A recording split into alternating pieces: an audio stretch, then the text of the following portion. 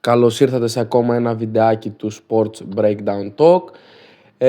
Πλέον και με κάθε επισημότητα, ο Σάσα Βεζένκοφ είναι ο MVP της Ευρωλίγκας για τη regular season. Άκη, ένα σχόλιο από σένα. Καλησπέρα.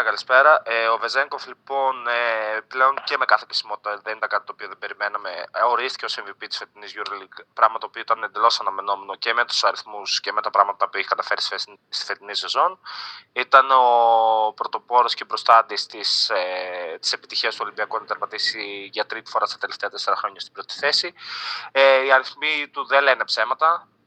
Κατάφερε να κάνει μια εξαιρετική σεζόν, μια εξαιρετικά καλή εκτελεστική σεζόν και να οδηγήσει τον Ολυμπιακό στην πρώτη θέση και πολύ πιθανόν στο Final Four της Αθήνας για τη φετινή σεζόν. Πολύ ωραία.